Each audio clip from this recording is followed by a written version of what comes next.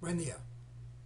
Vamos a comenzar esta clase tomando en cuenta el sistema empresarial como una herramienta de desarrollo en la comunidad para la asignatura Manejo de riesgo en el ámbito laboral. Entonces, lo primero que tenemos que tomar en cuenta es que la empresa es una herramienta que constituye una fuente de desarrollo de las diferentes comunidades. Entonces, es una fuente de empleo para las diferentes personas que viven en las adyacencias o no de la empresa. Además, contribuye en el control y equilibrio socioeconómico del espacio donde está la empresa e inclusive más allá. Y adicional, contribuye en la creación de puestos de trabajo fuera de sus instalaciones, transporte de personas, transporte de productos, locales de venta, reparación de los equipos que generan y muchos más puestos de empleo para diversas organizaciones personales, privadas o públicas para el mejor de la comunidad.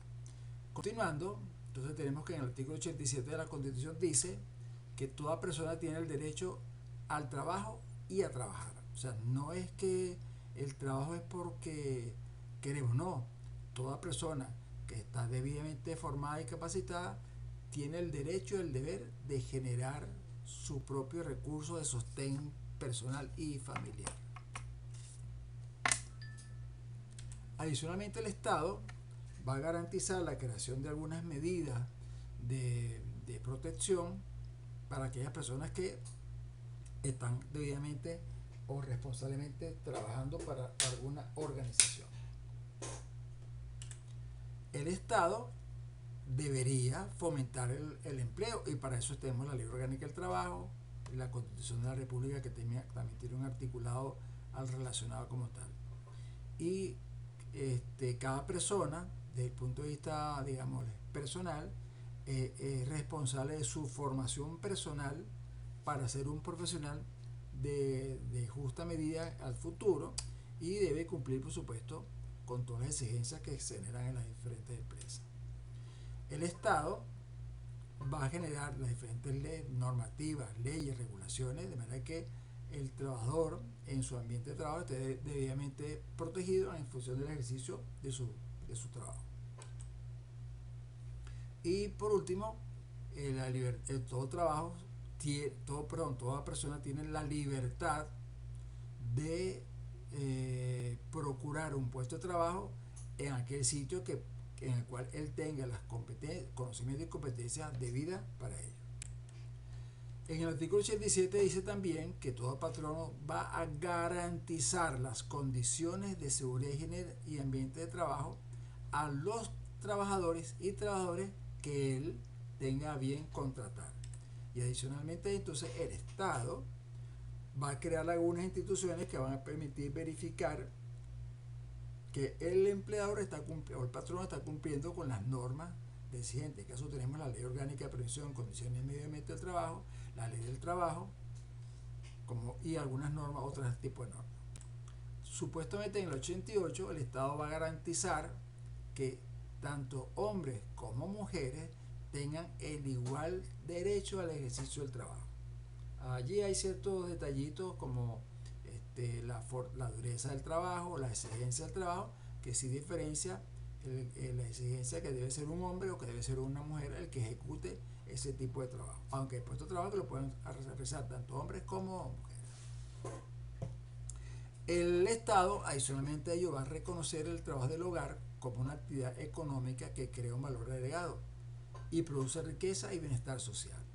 Ninguno de esos tres, ni el agregado, ni la riqueza, ni el social, son reciben un estipendio o un sueldo por parte de la pareja. O sea, si la pareja que trabaja en la casa es un hombre, la mujer trabaja en el hogar. Entonces tiene, por lo que está haciendo, el esposo no le paga, sino que forma parte de la contribución que hace el esposo, es lo que recibe el hogar.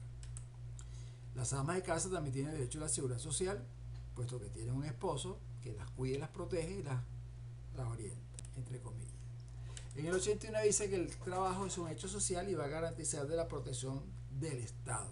O sea, el hecho de que si existe una empresa privada que tenga trabajadores no quiere decir que el Estado no los protege. Por lo contrario, las leyes que se generan es para todos los tipos de empresas, sea públicas o sean privadas. La ley va a disponer que cada vez que se genere o mejoren o se requiera mejorar las condiciones de trabajo, debe ser en función de lo que se coordine entre el empleador y sus trabajadores. Ninguna ley de la República puede establecer normativas que vayan en contra de la ley, en este caso la ley del trabajo o la ley de protección de los trabajadores, ni que menoscabe sus derechos o beneficios laborales. En el artículo 89 te dice que cuáles son los principios que debemos cumplir, que los derechos laborales son irrenunciables, o sea, te despiden, te corresponde pagarte un dinero, pero el trabajador no puede renunciar, es irrenunciable. Y si lo obligan a firmar un documento, él, como un abogado, puede contrarrestar esa situación para que el empleador le entregue lo que le debe entregar. Cuando varias normas tengan una especie de choque, entonces bueno, debe haber un tercer elemento que determine cuál es la interpretación adecuada para poder aplicarse la que mejor le convenga al trabajador. Y toda medida del patrono que sea contrario a la ley es nulo y no genera algún efecto. O sea, estos tres principios están en función de la protección del trabajador. Se prohíbe todo tipo de discriminación por razones de política, edad, raza, sexo, creo que o cualquier otra cosa que se le parezca. Y además de eso, se prohíbe el trabajo de los adolescentes en su desarrollo integral, puesto que ello va en menoscabo del desarrollo orgánico de los jóvenes, puede crear distorsiones o defectos o malestares en los jóvenes. Por eso es que los jóvenes no pueden trabajar en el periodo de desarrollo. La jornada de trabajo no puede ser de 8 horas diarias ni de 44 horas semanales, aunque 5 por 8 son 40, puede tener 4 horas extras. La jornada nocturna no puede ser más de 7 horas, ni de 35 horas semanales, o sea, 7 por 5 serían 35. Y no, la ley también limita la cantidad de días en los cuales se puede exigirle al trabajador obligar horas extras. O sea, las horas extras es si el trabajador está dispuesto. No hay una obligación. Mira, tú quédate para que me hagas esto ahora más tarde. No. Es si el trabajador decide o acepta trabajar horas extras, teniendo en cuenta que no puede trabajar todos los días o días continuos horas extras, porque eso lo agota físicamente y puede conducir a la presencia de un accidente de trabajo. Y entonces, en función de ello, los trabajadores también tienen el derecho a un descanso semanal y vacaciones remuneradas de acuerdo a lo que establece la ley. En el artículo 91 dice que todo trabajo tiene derecho a un salario suficiente que le permita vivir con dignidad y cubrir para sí y su familia. Claro, ahí hay varios detalles: quién es el empleador, cuál es la jornada de trabajo o qué es lo que hago, y en función de ello, bueno, se genera el costo de la hora hombre para cada trabajador, pero eso ya es interno de la empresa. Entonces, todos los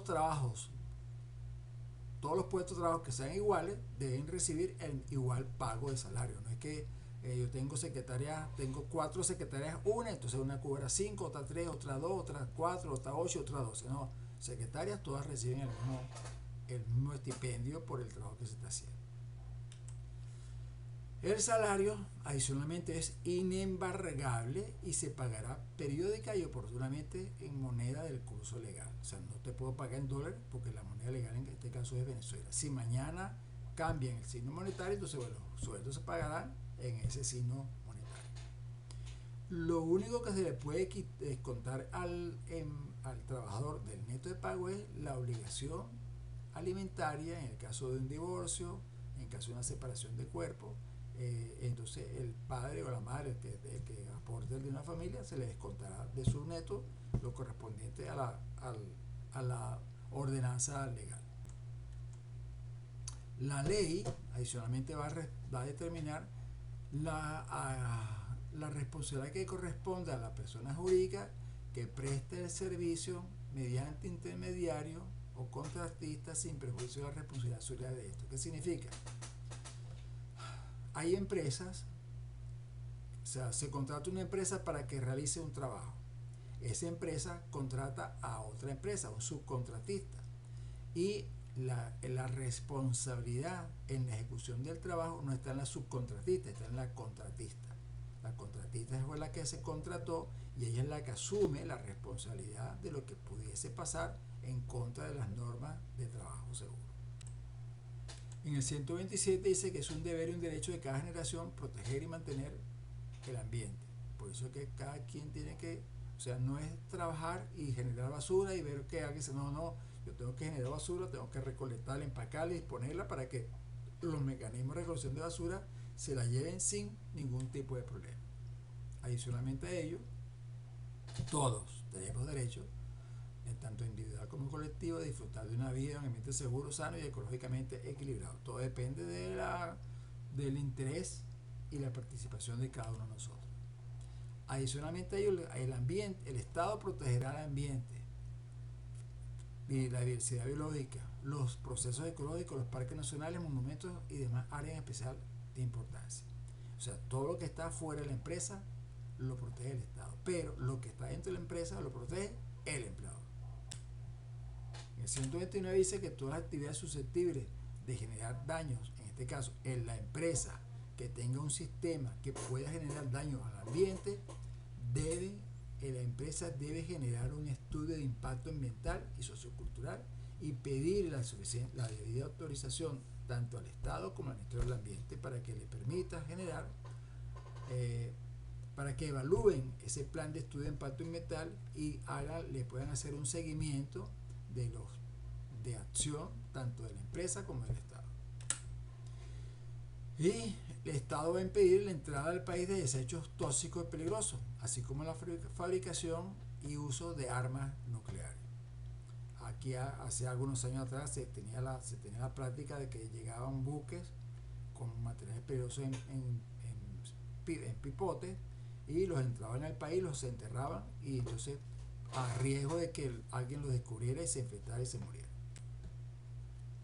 En la OLOCIMAD, en su artículo 1, dice que la OLOCIMAD está creada para regular los derechos de los trabajadores y empleadores en función de la seguridad, la salud y el ambiente de trabajo, así como la recreación, descanso y turismo social. También establece las sanciones porque no cumple la norma y regula las prestaciones derivadas del sistema de seguridad social en función de lo que es la seguridad, en función de la ocurrencia y prevención de accidentes o enfermedades ocupacionales.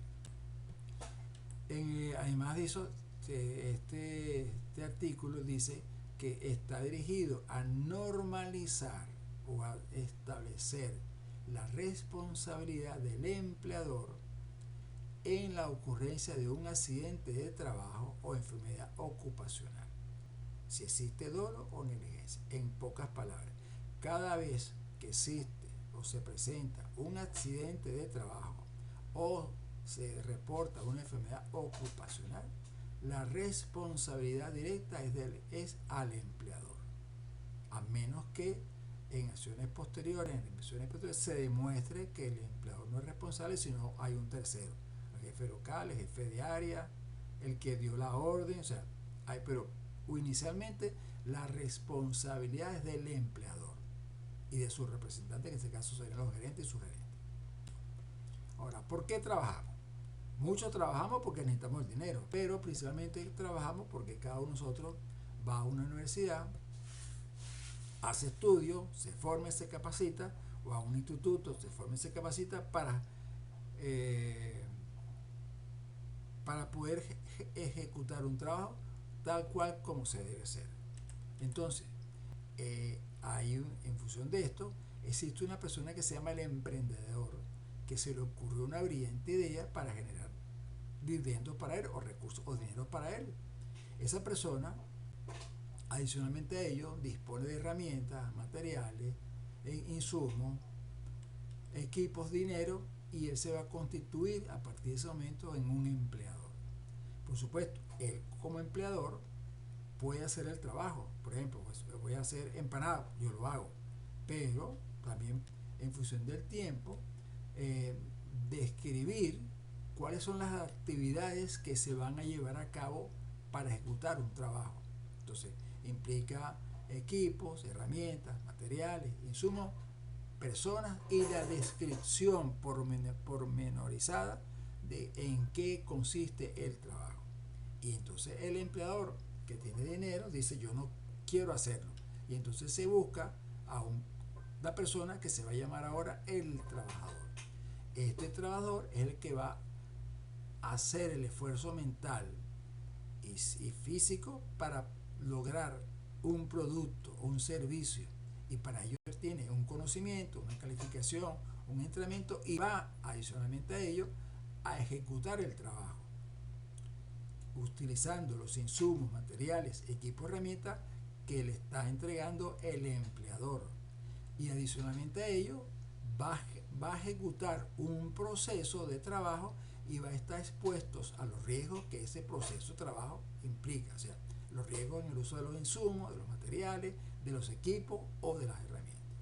Entonces este trabajador, cuando comienza a ejecutar el trabajo, comienza al mismo tiempo a modificar el espacio donde estoy trabajando. Supongamos que soy carpintero, entonces agarro un serrucho y una madera y comienzo a serruchar. ¿Qué estoy generando?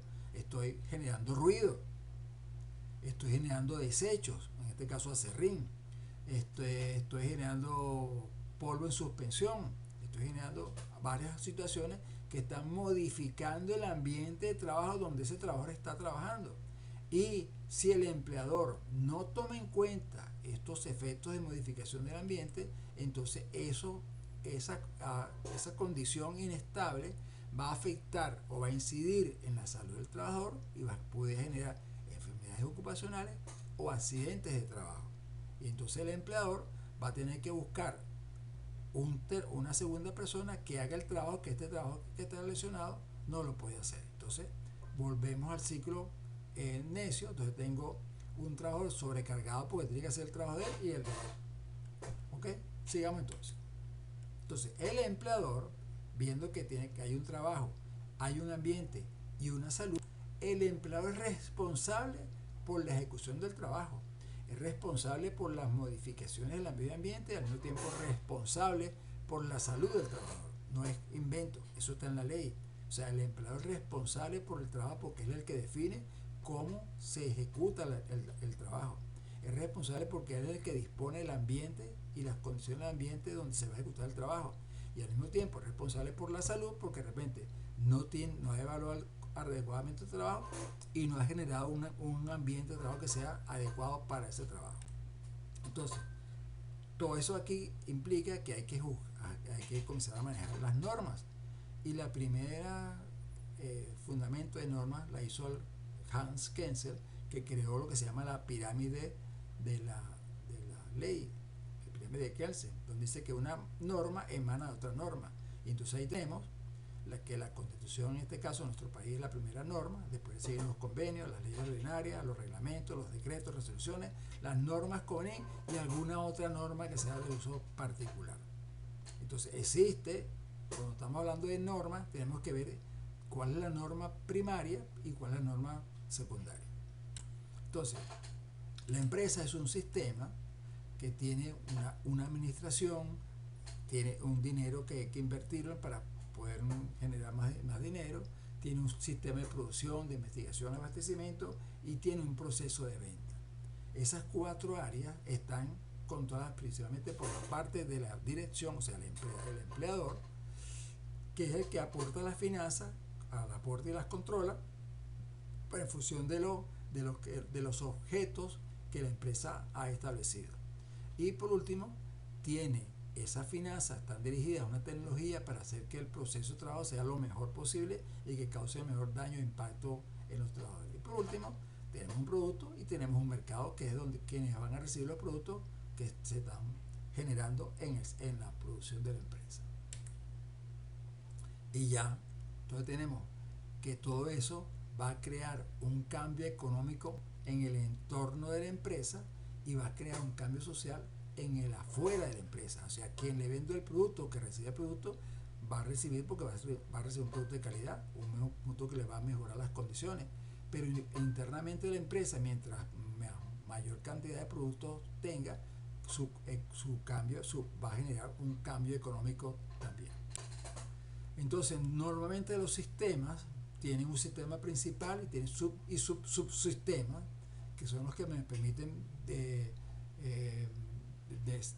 desintegrar los sistemas en sistemas menores para mejor control, mayor eficacia. En este caso tenemos que en un sistema tengo insumos y productos, tengo un sistema que dentro de la empresa, que es la que va a operar, manipular, gestionar los diferentes insumos, en este caso el capital, el trabajo, los equipos, la materia prima, más los servicios básicos. La empresa las va a transformar y va a crear productos, va a crear dividendos y de repente algún servicio social a la comunidad. Entonces tenemos, dentro del sistema de seguridad tenemos la dirección, la planificación y el control, y por último tenemos las variables de tipo estructural, que sea el hombre, la máquina, el entorno, o sea, la instalación. Adicionalmente tenemos su sistema de seguridad, que está el hombre, la máquina y el trabajo, en donde el hombre, a través de los sistemas de planificación, verifica y controla los tiempos de uso de la maquinaria, que se pueden generar algunos errores y se pueden prevenir, se pueden ocurrir algunos accidentes. Y en cuanto a la máquina viene el tiempo, cuánto tiempo yo necesito, requiero, y el hombre, qué es lo que necesito hacer en cuánto tiempo. Y también existe la generación de accidentes, prevención de accidentes, y la generación de condiciones de error que pueden generar accidentes. Tanto el hombre ejecutando el trabajo, como el hombre manipulando la maquinaria, o el hombre haciéndolo en unidades de tiempo no adecuadas.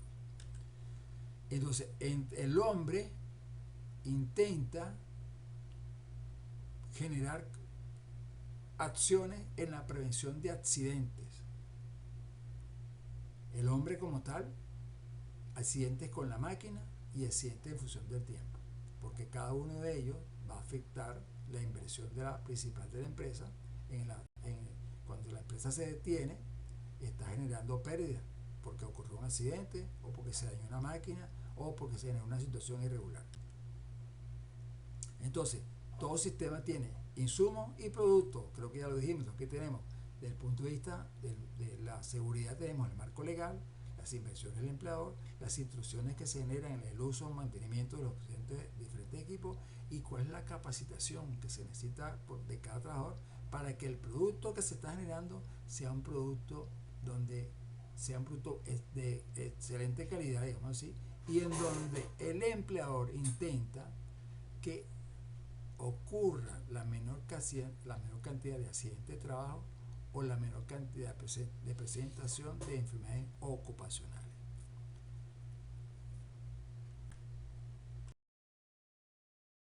Porque se me fue la idea aquí. Para que ese accidente no sea repetitivo.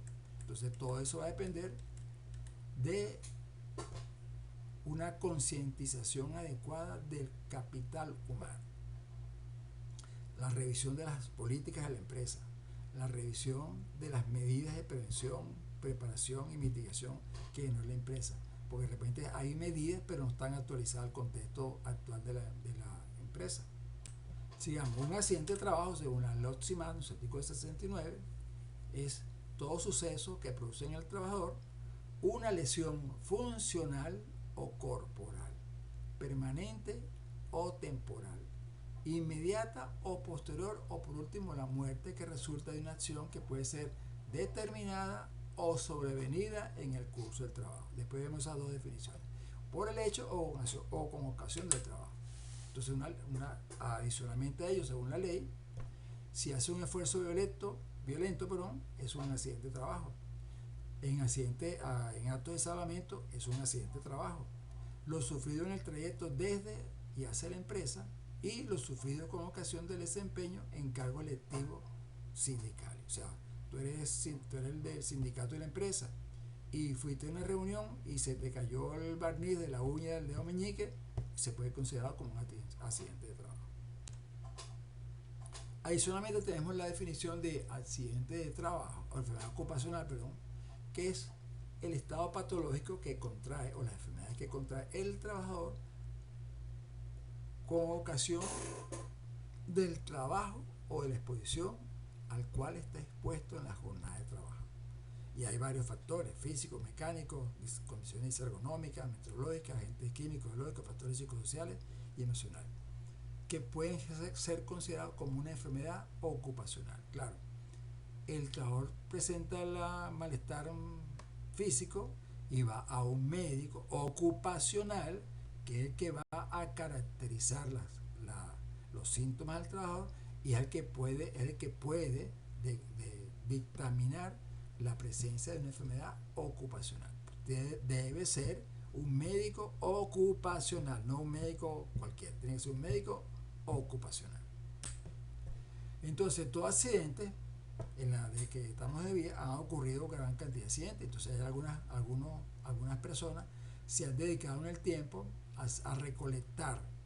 En este caso, en el año 31, Hendrix hizo esta pirámide con 300 accidentes. Lukens en el 66 hizo esta otra pirámide, en el caso con 10.000 accidentes sin daño a la propiedad. Estuvo también Heinrich en el 31, hizo esta otra pirámide con 600 incidentes, y Bird en el 69, esta otra pirámide con 500 accidentes de daño a la propiedad. El tomar, o sea, la presencia de esta información es tan solo relacional, para que tengamos una idea de cuál es la gravedad o la presencia de accidentes en función del tipo de proceso productivo que estamos evaluando. Eso implica que cada supervisor de seguridad laboral debería llevar hacer una definición de tipo de accidente, y entonces ir llevando el registro numérico para ver con cuál de estos 4 elementos se puede comparar. Claro, si yo tengo una empresa y yo soy el supervisor laboral y en un año han ocurrido 35 accidentes, además de evaluar la empresa, tengo que evaluarme yo. Porque, ¿por qué han ocurrido los accidentes? Por falta de charla, falta de talleres, falta de información, falta de lo que sea. O el proceso productivo es súper peligroso, que genera accidentes solamente por verlo. Eso es cuestión de evaluar lo que está sucediendo para saber cuál es la razón principal de la alta ocurrencia de accidentes en una organización. Entonces tenemos el accidente de trabajo, según la ley, es una combinación de factores donde destacan los agentes materiales y el entorno. Además de ello, el error humano. O sea, nosotros como personas sabemos que no debemos, pero lo hacemos. Voy a poner un ejemplo. Yo no sé patinar, no sé, tengo problemas de equilibrio, y entonces estoy en Mérida y se me ocurrió ir montarme en el teleférico, y ahorita está haciendo hielo, nevando. Entonces hay un piso que está congelado. Quiere decir que la persona que pase por allí debe saber patinar, porque el piso está hecho hielo, y la persona que intente caminar por ese espacio va a recibir una caída, que puede ser violenta, de repente va caminando, va gateando, y de repente va a tener un daño mecánico. Pero cada quien decide si lo hace o no lo hace, o cómo lo hace. Entonces es preferible que cada persona intente ver a qué está expuesto, qué tipo de acciones puedo tener, qué medidas de prevenciones puedo dar en cuenta para evitar la ocurrencia de un accidente de trabajo. En la mayoría de los casos, los accidentes de trabajo son por descuido o ignorancia. Descuido o ignorancia. Porque si tú conoces las medidas de prevención, no lo haces. Entonces, ¿cuáles son los elementos de un accidente de trabajo como un sistema? Tengo los factores humanos y los factores técnicos. Dentro de los factores humanos tengo los sociológicos, económicos, psicológicos y fisiológicos, que son propios de cada persona, del conocimiento y entendimiento de la persona como persona. Y tengo además de eso los factores de la organización, cómo la empresa está organizada, cuál es el proceso productivo de la empresa, cuál es el tipo de instalaciones, qué equipo, material y herramientas se maneja, se tiene. Entonces puedo generar o un accidente o una enfermedad ocupacional dependiendo de cuál es el proceso que estoy llevando a cabo. Y en el centro estoy yo, que es el que debería entender y comprender a qué estoy expuesto, conocer cuáles son las medidas de prevención, preparación y mitigación, conocerlas y aplicarlas para evitar la ocurrencia de un accidente de trabajo. Ese individuo va a ejecutar una tarea, va a usar un material, está dentro de un ambiente de trabajo, en un entorno de la empresa y el entorno de su puesto de trabajo. Y allí es donde el trabajador tiene la fortaleza de decir, puedo o no puedo hacer una actividad. ¿Por qué? Porque existe un efecto y una consecuencia. Entonces el trabajador tiene la potestad de decir, si me lanzo en el trampolín para caer en la piscina que está congelada, es seguro que me voy a fracturar el cuello. Decido, ¿lo hago o no lo hago? Entonces el individuo es una persona que tiene ciertas características, su temperamento, el potencial que tiene como persona, su carácter y qué lo motiva a hacer. Vamos a tratar de desglosar estas 4 características en la siguiente lámina. Y por último el yo y la personalidad, que serían 6. Entonces, el individuo tiene un temperamento. Ese temperamento es lo que le permite a la persona moverse en el entorno social y relacionarse. Yo tengo 3 tipos: el meso, el endo y el ectodermo. Cada uno tiene un sistema distinto. El mesodermo es el sistema óseo, el endodermo son los vísceras, las glándulas que tiene, y el ectodermo es el sistema de control, o sea, los nervios, el cerebro, que es lo que permite que la persona pueda entender y comprender y hacer lo que está haciendo. El individuo tiene un temperamento y ese temperamento es controlado por estos 3 elementos que acabamos de describir ahorita y que los 3 están interrelacionados uno con otro.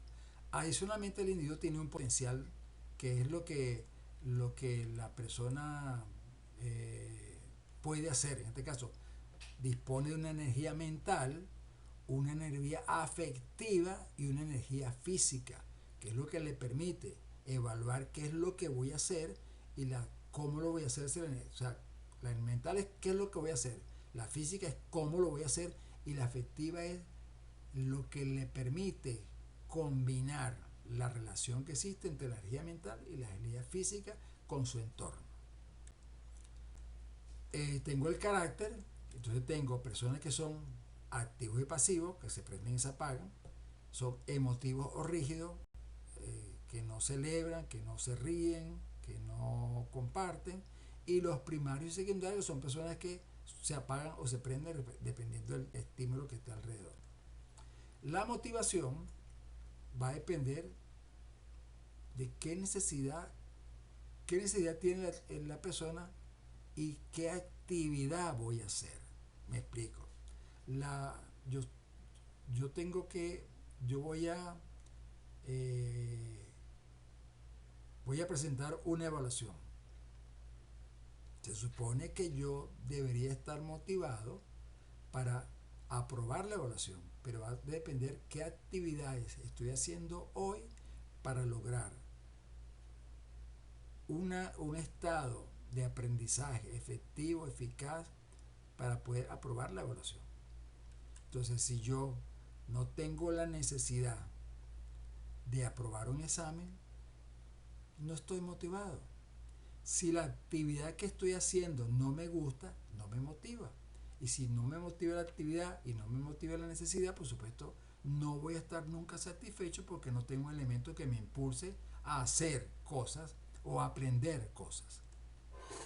Entonces todo ello se conjuga en qué me motiva a mí a hacer para lograr una satisfacción y cumplir una necesidad. Adicionalmente está el ámbito laboral, que supuestamente tiene la máquina, el tiempo, el movimiento, y que me permite maximizar los beneficios. Y para ello se buscó el hombre, pero en la industria primaria el hombre era era una máquina más, un operador más. Hoy en día no, hoy tengo una organización que tiene políticas, que tiene hombres y personas que están debidamente capacitados, entrenados para ejecutar las actividades y que manejan un aparato productivo con la generación de estrategias, métodos de trabajo seguro, con una mano de obra calificada, con un proceso productivo y normas de seguridad y equipos adecuados, donde el hombre es el integrante principal del proceso productivo.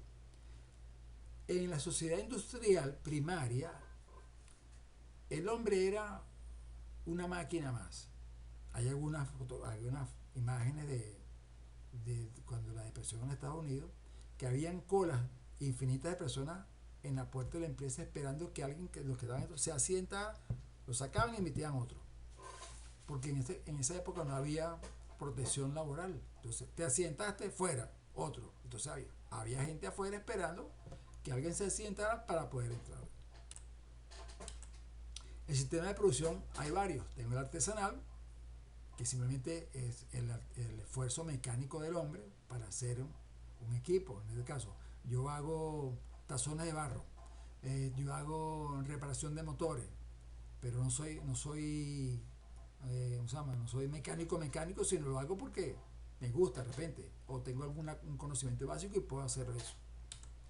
Tengo la producción mecanizada, donde tengo una empresa que tiene una secuencia lógica de instalación. Por ejemplo, agarro la caña de azúcar, la muelo, la expreso, la muelo, le exprimo el jugo, lo cocino el jugo y entonces le saco refresco de caña de azúcar, o hago azúcar, o hago la panela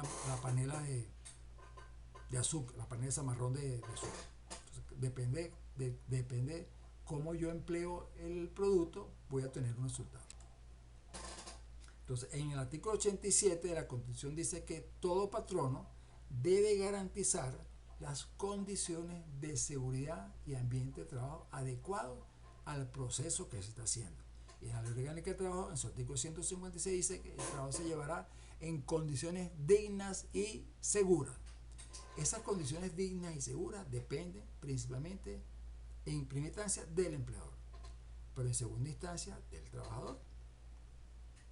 El trabajador compró la pintura, compró la mesa, compró la silla, contrató un pintor, pintaron las paredes, arregló las ventanas, puso aire acondicionado, puso iluminación adecuada. Pero llego yo trabajador y entonces maltrato o mal uso los equipos, y entonces el empleador se ve casi como obligado a no hacer inversiones porque los trabajadores que tiene no cuidan. Pero eso es una mala acción del trabajador. Entonces yo empleador, llamo al trabajador: ¿por qué la silla está dañada? Si aquí está una silla nueva, porque esa silla, no sé por qué está así.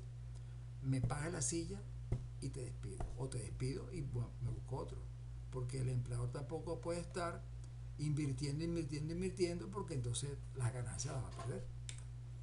Entonces, el empleador necesita que el trabajador tenga un desarrollo intelectual y moral, que tenga una formación del proceso social de trabajo, que le permita un tiempo para el descanso y la recreación, que tenga un ambiente saludable de trabajo, la protección a la vida, salud y la seguridad laboral, y la prevención de las condiciones en el trabajo. Estos 6 elementos son responsabilidades del empleador. Pero si tu trabajador no contribuyes a esto, el empleador se ve obligado a salir de ti, porque no le está generando un costo innecesario. Entonces, todo ambiente de trabajo, en la OCIMA 59 dice que el trabajo deberá desarrollarse en un ambiente adecuado, y para ello que le asegure el más alto grado posible de salud física y mental a los trabajadores. ¿Eso cómo se genera? Con un ambiente sano de trabajo, una cordialidad sana entre los trabajadores, un proceso de trabajo claramente definido, equipos y herramientas adecuadas al proceso y el esfuerzo de trabajo, más el equipamiento de protección personal: casco, lentes, guantes, mascarilla, control del ruido, control de la emisión de gases y vapores. Segundo, que exista una estructura de organización que le permita al trabajador, por supuesto, saber en cuál es su posición dentro de la estructura de trabajo, y que disponga de equipos, materiales y herramientas adecuadas para hacer el trabajo para el cual fue contratado. Eso implica que debe haber un inventario de trabajo y alguien que supervise y verifique que el trabajo se hace. Yo estuve haciendo el seguimiento de empresas hace años que hacía mantenimiento de los equipos de aire acondicionado. Entonces, el trabajador, había un depósito.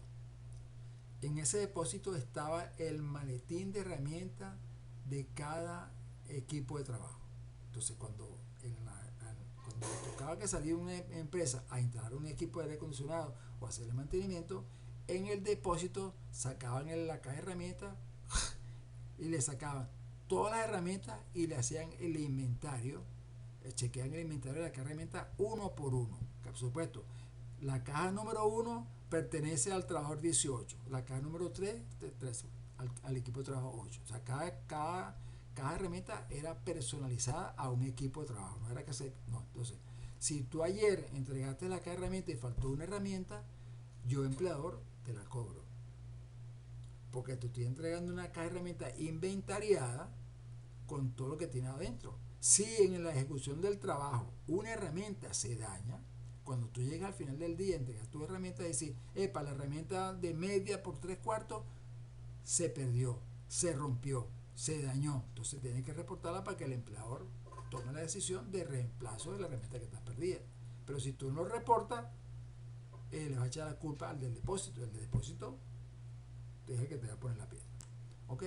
Entonces yo soy una persona y entonces tengo unas características principales dentro de mí mismo. Primero estoy el estado niño, el estado padre y el estado adulto. Estos tres estados son importantes porque nos permite evaluar el comportamiento de un trabajador dentro de la organización. O sea, vamos a tratar de ver cada estaño y vamos viendo cómo lo describo. Entonces, el estado niño son personas que asumen, por ejemplo, niño rebelde. Forma masculina es el niño rebelde o el niño sumiso. Tengo dos, o sea, todo lo que diga la empresa yo protesto, no, que eso no va a ser y peleo. Si no, yo sí, bueno, sí, yo lo hago. Eso es el estado niño. Está el estado padre, que son los que tienen los conocimientos, entonces creen que como tienen experiencia, son los que tienen la autoridad para mandar a los demás. O sea, eres un trabajador nuevo, hay un jefe de cuadrilla, pero como tú sabes más que el jefe de cuadrilla, entonces tú te quieres imponer al jefe de la cuadrilla. Tú le quieres quitarle el puesto al otro, porque tú eres el que sabe. Oye, tú puedes saber mucho, pero hay un superior, hay que respetarlo. Y por último, el estado adulto. Son personas que aquí se hace lo que yo digo. Son adultos impositivos, donde ellos son los que tienen. O el estado femenino, que es el estado adaptador. Bueno, yo me adapto, yo me pego, yo me someto. Entonces cada quien, existen estos tres tipos de comportamientos de las personas. Bien, no es difícil y depende de la experiencia de la persona, el potencial, las motivaciones, los conocimientos, el carácter y el temperamento. Yo. Entonces, cuando yo digo aquí yo soy el que sé, yo soy yo sé el que puedo, yo soy el que discuto, es porque tiene una de estas 6 características en total. La personalidad, entonces tengo es la capacidad que tiene una persona para adaptarse al entorno, sin ser grosero, vulgar, soez, ¿no? Sino simplemente se adapta e intenta en lo posible mostrar sus cualidades o sus capacidades para ser tomado en cuenta a la hora de ser evaluado. Entonces, lo que hace es que son personas que no es el capataz, pero el capataz dice, aquel que ya sabe más que aquel. Entonces lo define como el probable sustituto del capataz en el caso que el capataz no esté. Entonces yo soy una persona que tengo una formación íntegra y he obtenido cierta madurez debido al conocimiento que tengo del entorno, del manejo de herramientas, equipos, materiales, insumos, del proceso incluso. Y este conocimiento y esta información me ha permitido tener la experiencia de aplicación de mis conocimientos en el proceso como tal. Eso me implica que voy a tener una mejor forma de liderazgo y voy a tener la gente, todo lo que está alrededor van a creer lo que yo digo porque todo el mundo asume, cree y se imagina que yo soy mejor que los demás. Entonces, dependiendo del tipo de personalidad y del medio en el cual se encuentra el individuo, va a haber un comportamiento del individuo y del individuo entre el grupo y el movimiento del grupo. Porque cada persona tiene su forma de comportar y su forma de ver la realidad. Entonces, es cuestión de saber, el líder tiene que estar pendiente de a quienes tiene y cómo manejar a cada uno de ellos.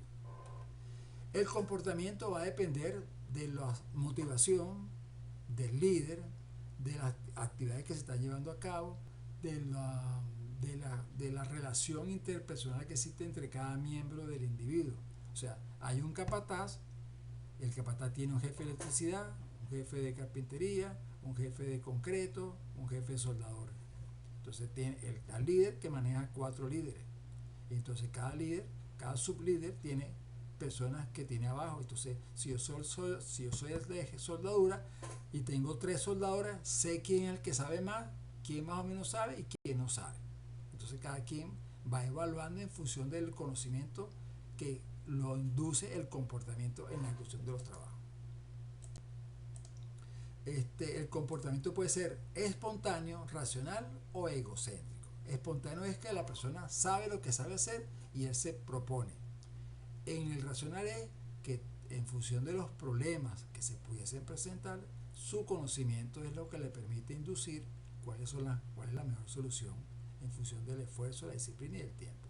Y por último, el egocéntrico es el que dice yo sé, aquí el que sabe soy yo y nadie sabe. Y aquí se hacen las cosas como yo digo porque aquí yo soy el que sabe. Un echador. Y por último, el radial, que es el que está,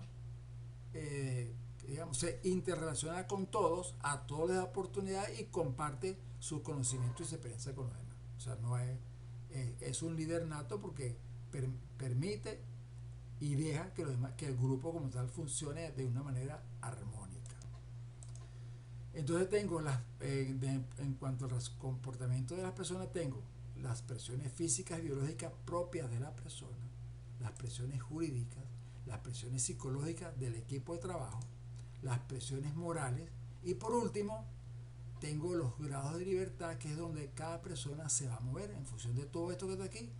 Esta figura puede ser más ancha, más alta, pero va a depender de quién soy y cómo me comporto yo en el grupo. Entonces, cómo se comporte una persona dentro de un grupo va a influir en el resto de las personas del grupo. Me explico, hay personas que son serias, chistosas, malhumoradas, vulgares, groseros, patanes, ladrones, y cada uno de ellos tiene una personalidad distinta, una forma de comportarse distinta. Entonces hay muchas personas dentro del grupo que se cohíben de hablar con los groseros, los vulgares, los patanes, y prefieren hablar con los que tienen su mismo nivel o con el líder. Entonces va a depender de dónde estoy puesto, qué me están exigiendo y qué sé y qué puedo hacer. Entonces la organización va a tener varios grupos de trabajo que van a tener un comportamiento individual como organización dentro del grupo, pero adicionalmente va a haber tensiones o conflictos y entonces tengo las relaciones negativas o puedo tener problemas de la moral o problemas de eficacia desde el punto de vista positivo, y todo ello de una u otra manera depende cómo el líder o los líderes de los grupos y subgrupos se comporten. Puede haber un movimiento positivo o sí, un movimiento negativo.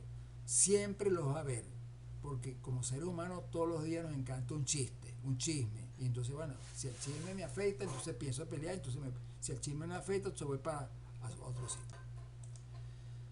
Entonces el comportamiento conflictivo implica una relación de poder, una relación de autoridad y una relación de jerarquía.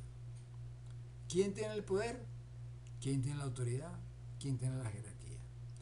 Normalmente el individuo aduce que tiene estas 3 situaciones, pero el individuo como tal lucha por tener el poder, lucha con el poder para tener autoridad y lucha con el poder y la autoridad para tener jerarquía. Y esto va a depender, se muestra en la evaluación de problemas, en la evaluación de situaciones, porque cada quien quiere tener la razón, cada quien quiere mostrar que es el que sabe, y cada quien ve quiénes son los que saben, quiénes que no son los que saben, para saber a quién van a seguir. Entonces los actos inseguros normalmente ocurren porque no tengo el conocimiento, no tengo la experiencia, no tengo la experticia, y se constituyen en el principal variable de la causa de accidente. Cuando hay una escalera y estamos arriba o estamos abajo y queremos llegar arriba o abajo, normalmente lo natural es subir escalón por escalón. De repente puedo subir de 2 escalones en 2 escalones para llegar más rápido, pero eso puede generar una sobretensión en los músculos de la pierna y generar un calambre. O puedo bajar de 2 en 2 escalones y eso puede hacer que haga una mala pisada, pierda el control del peso, control del equilibrio y ruede escalera abajo. En los dos casos va a haber una lesión que se va a crear. Y todo depende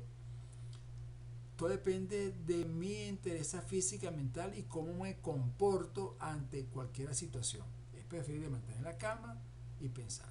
Entonces, un acto inseguro es toda actividad voluntaria por acción u omisión que conlleva a la violación de un procedimiento, una norma, un reglamento o una práctica segura establecida tanto por el Estado como por la empresa, que puede producir un accidente de trabajo o una enfermedad ocupacional. Y la condición insegura es cualquier condición o situación física en un ambiente que se desvía de aquella que es aceptable. Pongamos el caso de una escalera. Si los escalones de la escalera, supongamos que es de concreto, están debidamente formados, no hay grieta, no hay fisura, no hay doblez, la escalera es segura.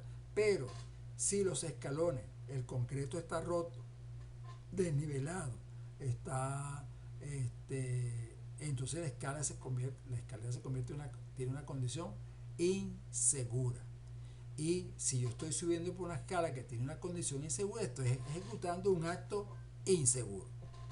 ¿Estamos claros? Otra situación. Estoy en el piso primero de una casa.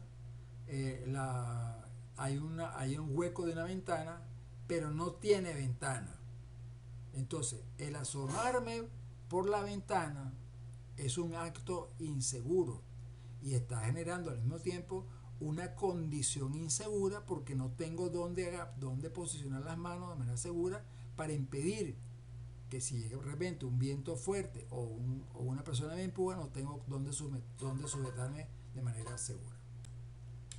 La ergonomía es una disciplina que estudia el comportamiento del hombre de manera de poder adaptar cualquier equipo, material, herramienta, insumo que utilice el hombre a las características físico-biológicas que tiene el hombre. Me explico. Si ustedes van a borrar la pizarra, compran un borrador, se dan cuenta que si es de madera, hay un canal que permite que la persona sujete de manera adecuada el borrador. Si el borrador de plástico, la cubierta azul a los lados tiene como especie de brote para que la persona cuando sujete el borrador no se le resbale la mano y caiga al piso. Entonces, vamos, a una silla. ¿Por qué las sillas son ergonómicas? Porque están adaptadas a la estructura fisiológica de la estructura ósea del cuerpo, para ayudar que la pierna, el pie, toque el piso y el muslo esté ligeramente reposando en el asiento de la silla y el espaldar esté lo más recto posible para que la persona tenga una posición ergonómica cuando esté sentado. Claro, cuando yo llego y pongo los glúteos en el borde de la silla y me tiro hacia atrás, tengo una posición no ergonómica que me va a crear un malestar físico mientras esté sentado en esa silla. Entonces la ergonomía impacta hoy en día en la productividad, en la calidad y en las lesiones. ¿Por qué? Porque si tú tienes un guante y el guante es de tela, por ejemplo, si tú lo estás utilizando para agarrar una superficie caliente, el guante no sirve, te va a ocasionar una lesión de quemadura. Si el guante es de carnaza, puede soportar una superficie caliente siempre y cuando no exceda la temperatura de cuando se queme el cuero con el cual lo está levantando. Y va a depender del tipo de costura, la calidad del cuero que se está utilizando, el tiempo de vida que tenga de uso, perdón, que tenga el guante, igual que las botas, igual que el casco, igual que los lentes. Y la productividad tiene que ver en qué, cómo, cuándo y dónde se hizo ese producto. Todo eso genera un costo para la empresa. No es lo mismo comprar un guante de 10 bolívares que un guante de 80 bolívares. No es lo mismo. No es lo mismo comprar unas gafas de 10 bolívares que comprar unas gafas de 50 bolívares, porque la protección visual es primordial. Entonces, de todo eso que está aquí, se busca es la ergonomía, que es la técnica en la cual uses lo que uses, va a haber el menor daño posible a la estructura ergonómica del cuerpo. Entonces existe lo que se llama el hombre máquina, que es la actitud que tengo yo, la actitud y la aptitud que tengo yo para trabajar de una manera segura en función de mi bienestar físico, la salud, la satisfacción de lo que estoy haciendo, la calidad de mi trabajo y la eficiencia de las actividades. Va a depender de en qué condiciones lo estoy haciendo. Pues pongo el aula de clase. El asiento es ergonómico, no. El respaldar la silla es ergonómica, no. La mesa es ergonómica, no. O sea, la mesa debe tener una ligera inclinación para que el hombro el codo del brazo pueda apoyarse armónicamente y poder escribir. El asiento debe tener una curvatura para que los glúteos tengan una cavidad donde sentarse y no comprima tanto la presión sanguínea en los muslos. Entonces cada equipo, el material que estamos utilizando debe ser pensado en función de qué, cómo, cuándo y dónde se utiliza. Y ahí es donde entra la ergonomía. Entonces, la ergonomía tiene que ver con los factores psicológicos, fisiológicos, la satisfacción, el desarrollo de la personalidad, potenciando para que la persona se sienta, digamos, voy a usar la palabra, cómoda en el uso de un material, de un producto, un servicio o un sistema. Entonces, ¿cuáles son los problemas del diseño? Pues vamos, la planta, cómo se distribuyó los espacios entre la planta, cómo se manejan los materiales, cuál es el proceso de adquisición de los equipos, cuáles son los métodos para hacer el trabajo, en cuánto tiempo se hace el trabajo, cómo está organizado el trabajo. Y por último, cuáles son los controles administrativos o de ingeniería que existen en la organización. Cada uno de esos elementos tiene un bemol, bueno, malo, regular o pésimo, que incide en la salud física y mental del trabajador en la ejecución de su trabajo. Entonces, existe la secuencia inductiva, en donde la persona tiene un trabajo o que no sabe, o que no quiere, o que no lo puede hacer, que puede ocasionar un acto inseguro.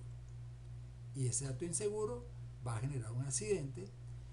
Si la persona opera un equipo y el equipo tiene una condición insegura, va a ser generado esa condición insegura por una deficiencia administrativa, porque no hubo quién, cómo, cuándo y dónde reparara, o no se pudieron conseguir los repuestos para reparar. Y eso va a generar un acto inseguro que va a generar un accidente. Y por último, el medio ambiente. Cuando el medio ambiente es insegura, es un factor de trabajo inadecuado que va a generar una deficiencia administrativa y pudiese generar un accidente. Y ese accidente va a generar pérdidas sociales, personales, monetarias y ambientales. Si la secuencia de la causa, el sistema falla por gestión deficiente de la reparación, mantenimiento, programa inadecuado, las personas no saben cómo ejecutar el trabajo, la gente no cumple con las normas de seguridad, eso va a generar o puede generar un accidente. La causa básica de que genera el accidente es un factor personal, porque no quiero, no supo o no quiso hacerlo, o un factor de trabajo porque el equipo está debida o incorrectamente calibrado y operado y generó un accidente de trabajo. Y la causa inmediata es el acto inseguro o la condición insegura que generaron una condición que va a generar un accidente. Ese accidente va a generar pérdidas sociales, personales, ambientales y monetarias que repercuten, por supuesto, en el presupuesto de la empresa. Tengo una deficiencia administrativa. Una causa básica sería un factor personal, el empleador no quiere dar dinero, o factor de trabajo, la gente no sabe cómo se ejecuta el trabajo. Eso tiene una causa inmediata, que sería la práctica insegura, tanto personal como de trabajo, y puede generar un accidente. Y ese accidente va a tener consecuencias desde el punto de vista lesional, daño a la propiedad y las pérdidas sociales, personales, ambientales y monetarias.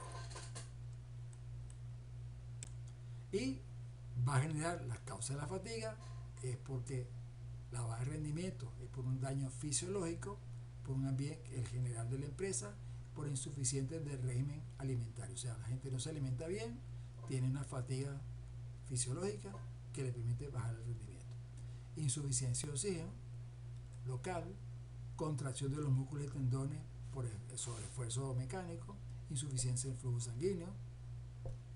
Desde el punto de vista psicológico, tengo la motivación del trabajador por aburrimiento, por algo que no sabe, no quiere hacer, por la intervención porque no lo quiero hacer, o por falta de información en la detención de la falla, o no estar preocupado por lo que estoy haciendo.